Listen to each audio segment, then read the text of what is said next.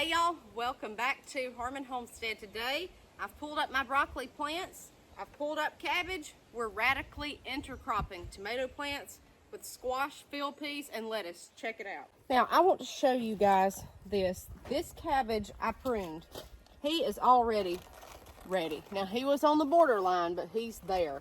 So it's a tight head. This is the early Jersey Wakefield, and I want to show you pulling this up. I mean, just beautiful, beautiful. Pruning the cabbage, and if you can see where I pruned it, that helps tremendously to form a head. Now, we had a question actually this morning on one of our videos. They said, why do you have canning rings and lids on your tomato cages? Well, guys, you can see it's here with yarn, and I'll kind of undo it here. This is from last year. The yarn's not worn out, but I have this on here, A, to clank when the wind's up. This keeps birds away. B, shiny, keeps birds away. C, I can identify this plant. So I've got a Sharpie marker. Black's preferable. I just grab red. This is a 42-day tomato. And I'm going to put the date, 4/29/24. By the end of the summer, it'll be worn off, but you still, by harvest, will be able to tell what you wrote on it. And that just identifies what you've planted. So I'm going to go over here and write mortgage lifter on that one. This one, I need to tie one on for my Paul Robeson. But it just lets me know what it is, and it helps keeps the birds from picking all the harvest. So if you guys can see, I've got my tomato cage right here beside this huge squash. I want it as close as I can get it. That way I can run the squash up the tomato cage. Again, we're trying to get as much harvest as we can in such a little space. Now, if you like perfectly straight rows, if you like perfectly situated stuff, this is not for you, okay? But for me this year, I've had such success with this that I'm going to keep trying it. So over here, I am going to kind of clean this area out a little bit. I just pulled a cabbage up right here. And you can tell in this garden, everything's packed. But look at this. This is how, look how loose. The only problem is this gets so dry. You have to water this. So I want my tomato very close. And look, just worms everywhere, everywhere. You can't put your hand down in this without worms. Now I'm going to use a little fertilizer. I've got triple 13. I don't have to use it, I just do. And I have a little calcium supplement here. I just threw in this old pan. Cover it up lightly, and we're going to plant our tomato. Now, if you notice, this bed is not that deep. I'm going to build up around it. This right here is a 42-day tomato that desperately needs to get in the ground. 42-day tomato. And this is where I'm trying to plant my little specialty tomatoes. Come on, look at the roots. He is dry, he's ready. I just watered him yesterday, but at some point you need to get him in the ground. So we're going to put him right there and mound up around him. And remember, all this is nitrogen all the way around this here. Now, in my other videos, you've been watching my poor man's raised bed where I used contender bush beans for nitrogen. But I've got contenders right here. I don't need them. I need something else to increase my harvest. I've got enough right here of those. So we've been doing pink-eyed purple hull peas. This tomato's wanting a crook, but that's okay if he's grown that way because he'll just put down roots wherever.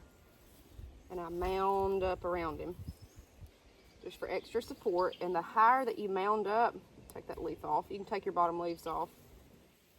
The better he'll do because he puts down more roots. A lot of people plant their tomatoes sideways, literally like he's growing down in the soil. That way they'll put roots everywhere. Okay, so there's that. Move that little bush bean out of the way. Now, around the base of this, we're going to put something. So what I'm personally going to do is I've got a handful of pink-eyed purple hull peas, and I'm going to drop them in this drainage line all the way through here. You could do it any way you want, and these could be planted really close together. again, I'm not trying to, like I said on my last video, I'm not trying to get the best bean harvest ever. If I get a few beans off this, or peas, that's great. What I'm trying to do is get nitrogen to these plants and increase the tomato yield. Now, I showed you on my last video, we also do lettuce. I love the lettuce because there's no weeds. That's just what I prefer. But I'm going to try these peas just to see how they do on a couple. So now I'm going to put my cage in here, and I'm going to get something this afternoon to stabilize him. That right there is not level, so we need to shimmy him up a little bit. There we go. And I want it as close, if you can tell, to that squash plant as I can get it, because I'm going to stake him up the side. So what I'm using is a little yarn. Right here, I'm going to use this yarn, and we are going to tie him up along the cage. Someone said, why did you plant your squash here? Why didn't you get them out of the way? Well, I put something in the ground that way it could be coming on up, especially with these beside that cabbage. But I'm glad they said that, because it gave me the idea to run it up beside the tomato cage. I am all into intercropping and vertical gardening this year, and doing as much as I can in such a small space. All right, so what I'm going to do until this gets bigger is I'm going to separate them. I've got 2 plants here. I'm going to tie one over here. You want to do this young and get them growing. I don't have enough of the main stem to do this way, so we're going to go with the leaves until it gets a little bit bigger. And we're going to prune these leaves. This is going to look like a squash tree. Make sure you leave enough gap where it can move. And we're going to get back in here with scissors and cut this later on. Let's see where I put, oh, there's my yarn. I'm using blue too. It's just what I had, but this will be easier to see than if I use like brown. And I'm going to go this way. Now I'll tell you what, he is close enough to that. I'm going to try to stake the main stem and go on and train it. That's optimal if you can get that main stem growing this way. So I've got him around that on the tomato cage, and we're going to do that. And try to get him growing that way. Perfect. That way the squash will go up. Cowpeas all around it. Tomato plant in the middle. Let's do one more. So this is why I say for everybody, use an active compost bed. I want you to see this old piece of wood I've got. Look at the mushrooms. That's good. It's adding nutrients to the soil. I mean, you couldn't ask for anything better. Just throw it down in your bed. This right here is how you get an exceptional harvest in such a small space, because of the nutrients that's in here.